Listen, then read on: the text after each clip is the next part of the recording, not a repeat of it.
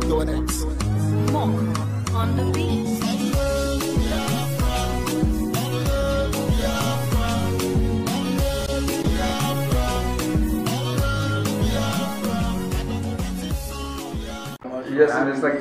Yes, Mr. Kalabu, and thank you for being with me. As it is now, the Nigerian government invaded the home of the leader of indigenous people of Biafra. They did that the first time, they did that the second time, the third time. Since that very day, we have not seen, we have not heard from the leader of indigenous people of Biafra. Civilians in his own home were killed, and a police dog was killed, and some properties were destroyed in his own home. So what do you tell the public?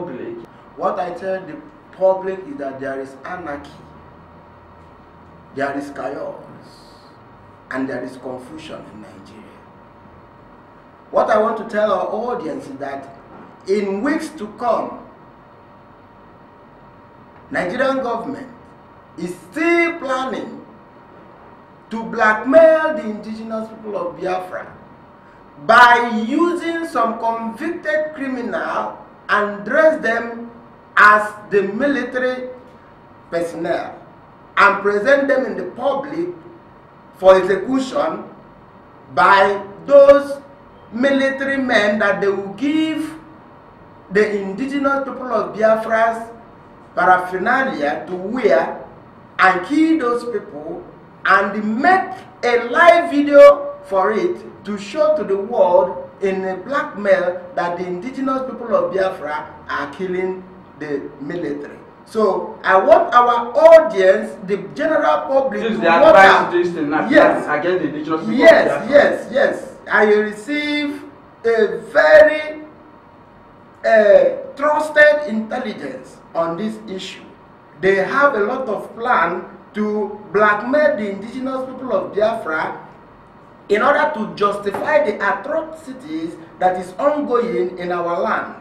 As we are speaking right now, the military are going from house to house, bringing out the Biafran youth, executing them for being the indigenous people of Biafra. For being a Biafra. Yes. So, our audience, the general public, and the world at large should impress upon the Nigerian government to stop this massacre, to stop this genocide that is going on. The Nigerian military, before they embarked upon their Operation Python Dance 2, they had already mapped out their strategies and the plan on what to do in order to proscribe the indigenous people of Biafra as a terrorist group.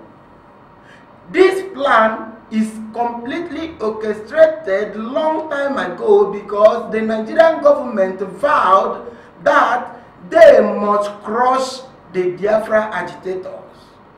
And that threat is what they are fulfilling now.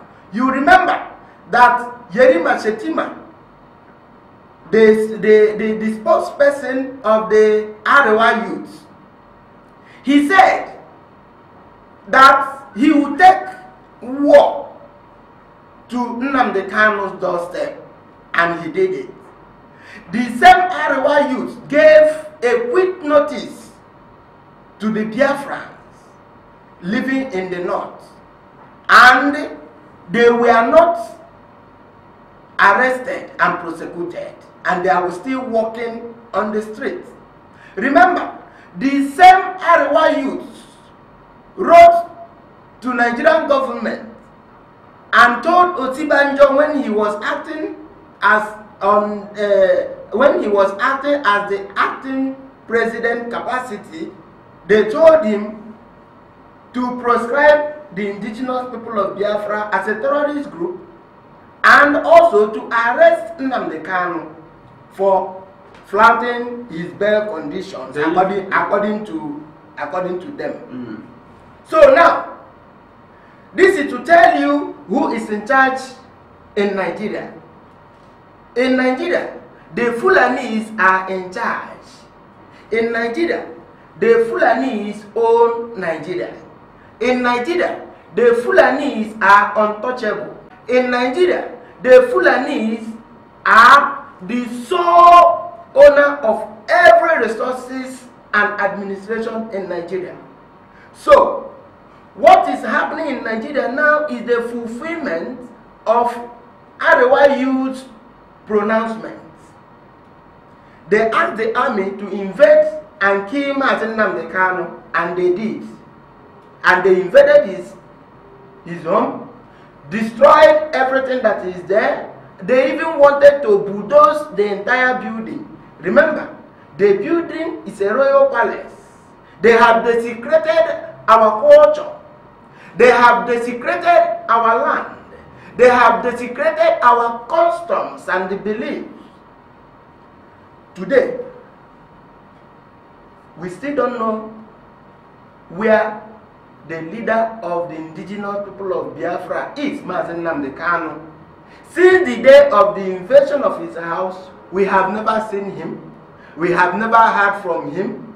Nobody has told us that they saw him somewhere. And we believe it is either the Nigerian military has killed him, or the Nigerian military, they abducted him and kept him wherever they want. And we, the indigenous people of Biafra all over the world, we are telling the international community, and we are crying out loud to tell them to impress upon the Nigerian government to release our leader, Nnamdi Kanu.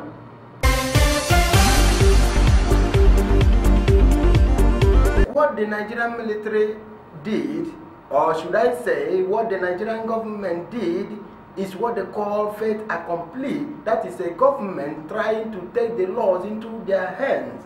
You know, the leader of the indigenous people of Biafra, Nnamdi Kanu, is still undergoing trial at the Federal High Court in Abuja, and the case will come up on the 17th of October 2017.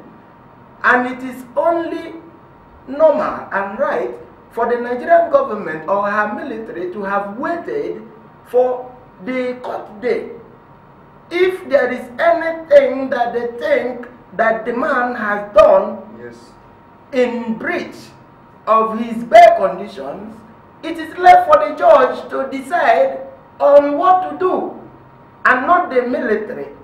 And as I have said before, that the Nigerian military's obligation is in section 217 and also in section 10 and 11 of Cap A20 Laws of the Federation of Nigeria 2004. So, the Nigerian military has no business invading civilian homes, killing citizens. Nigerian government goes to the United Nations and advocates for the right to self-determination of other people. But when they come back to Nigeria, they will tell you that the unity of Nigeria is non-negotiable. But there is no unity at the first place.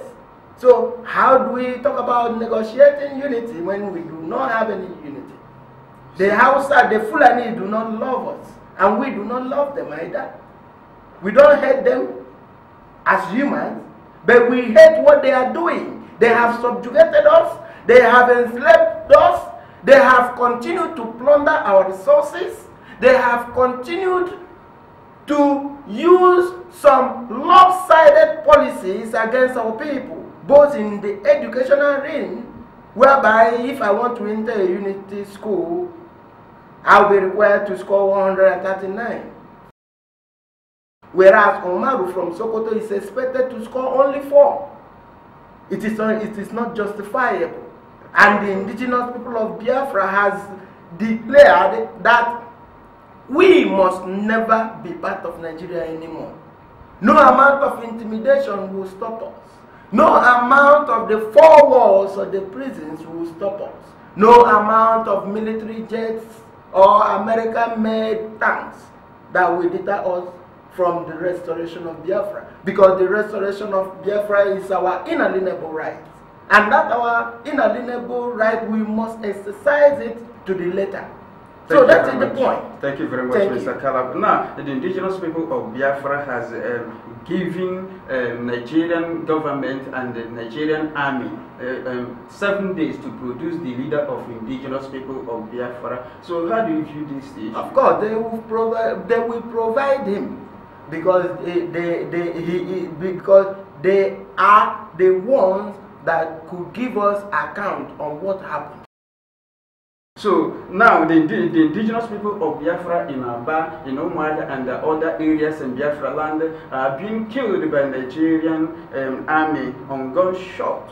Many Biafrans are killed, and there are some people, some of them, we are covering their corpses from the bush where they threw their bodies after killing them. So now what do you tell the international community, because the international community, United Nations, even Human Rights Watch, so what do you tell them? What I tell the international community, firstly, is the United Nations.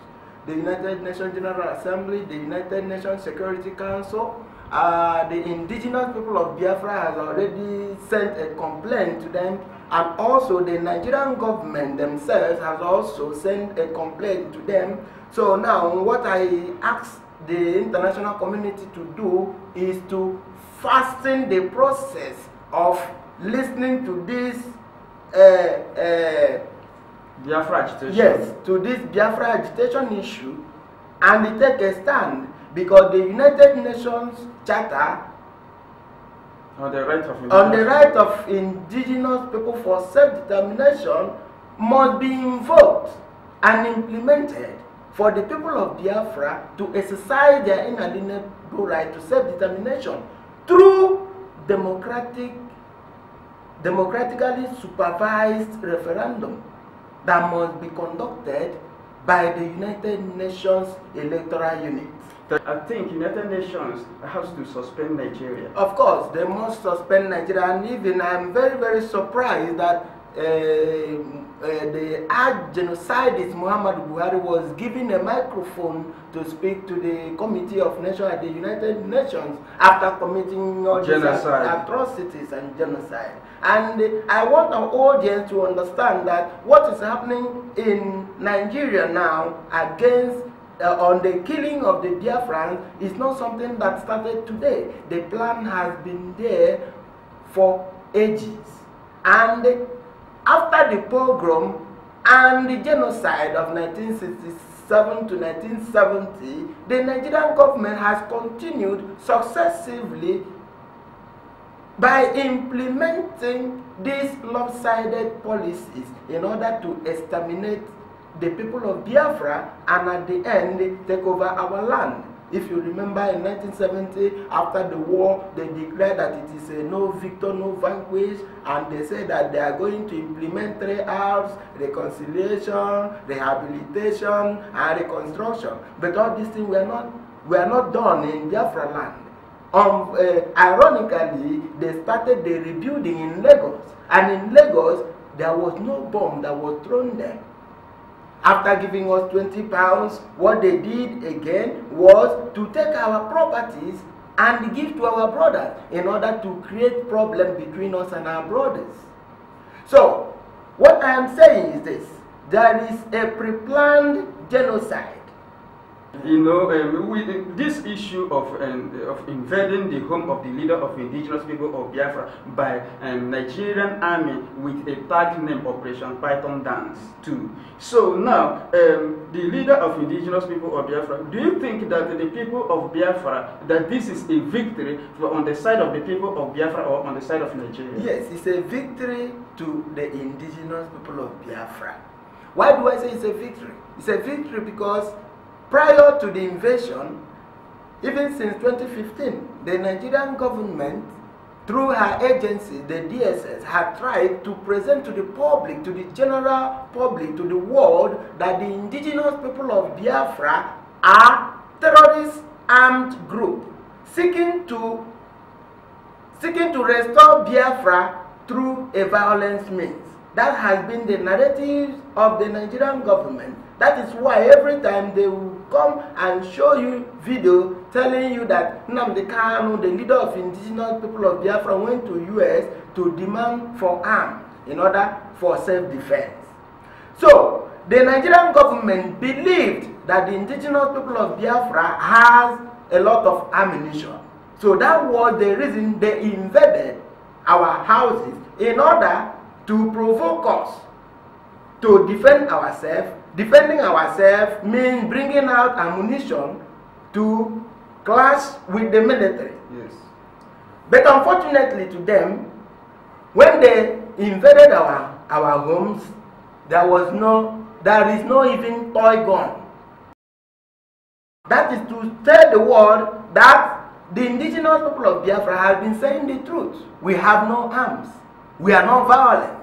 We are a democratic, peaceful movement seeking to restore the sovereignty of Biafra that was robbed of us. And we want to restore this through the United Nations Charter on the rights of indigenous people for self-determination. And we are also doing this thing in observance of the African Charter on human and people's rights. We are also taking cognizance of the provisions of section 40 of Nigerian Constitution, which guarantees freedom of association. So what happened is that they invaded our home, the home of our leader. They abducted our leader or killed him and killed many other people. But they didn't see any arm. There is no arm at all. That is, the indigenous people of Biafra have no ammunition. The indigenous people of Biafra are non-violent peace movement. So, our people should know it that the invasion of the home of our leader has also skyrocketed the agitation for the sovereign state of Biafra to the United Nations Security Council, of which, without that invasion and tagging us terrorists, we would not have been able to present our case directly to the United Nations Security Council. So, if the world leaders that assembled in New York few days ago did not mention Biafra, but today Biafra will be discussed at the United Nations because Nigerian government as a state party, as a state actor, has taken the case to where it should rightly be discussed. Thank you very much. Nigeria prescribed IPOB unlawfully. Yes. Do you understand? They did not follow the due process to prescribe IPOB. These people, they prescribed the indigenous people of Biafra. In other words, they have forbidden the indigenous people of Biafra from voting. Yes. So now, the indigenous people of Biafra will no longer participate in any electioneering issue in Nigeria. Yes. So that is to say that on 18th of November in Anambra State, the indigenous people of Biafra will boycott the election. And we are right to do that because they have prescribed the indigenous people of Biafra. We are no longer part of Nigeria because terrorist nation cannot be part of Nigeria. For them to call us terrorist people, we cannot be part of Nigeria. Therefore, the world should haste, as it is now, to make sure that the indigenous people of Biafra will have their sovereign nation, because they cannot be terrorists and they are part of Nigeria. So that is the issue. Biafra freedom, freedom is what we need now. Freedom, freedom is what we want now. Biafra freedom, freedom is what we need now. Freedom, freedom is what we want now. Calling the United Nations to set my people free. Calling the League of the Nation to set Biafra free. Lord no. Calling the African Union, talk about my freedom. I'm calling the four corners of this world to set Biafra free. Lord, for so long now, they will suffer.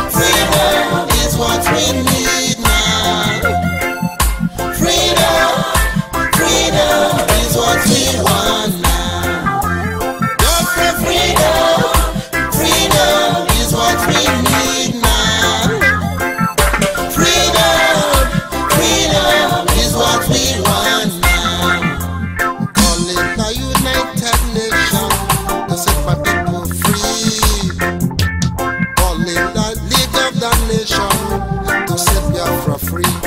Lord, no. Calling the African Union, talk about my freedom. I call in the four corners of this world to set Biafra free. Lord, for so